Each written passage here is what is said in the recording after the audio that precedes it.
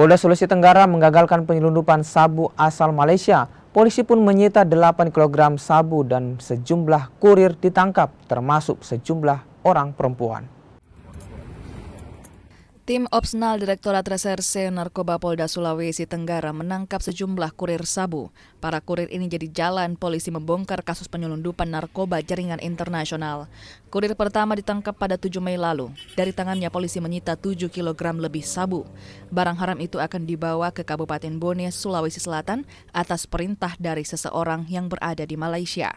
Kurir sabu selanjutnya ditangkap pada 12 Mei 2025. Keempatnya merupakan perempuan yang berprofesi sebagai ibu rumah tangga. Polisi menyita 1,7 kg sabu yang juga atas perintah dari seseorang di negeri jiran. Diduga peredaran narkoba ini melibatkan jaringan antar negara, yaitu antar provinsi dan antar provinsi dengan sistem terputus.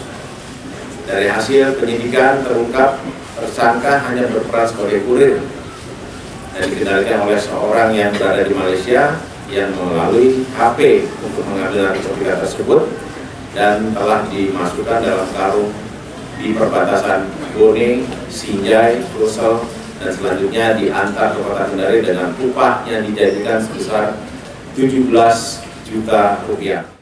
Polda Sultra masih melakukan pengembangan kasus itu dan memburu pemasok barang haram ke Indonesia. Silvian Zakia, Kompas TV, Kendari, Sulawesi Tenggara.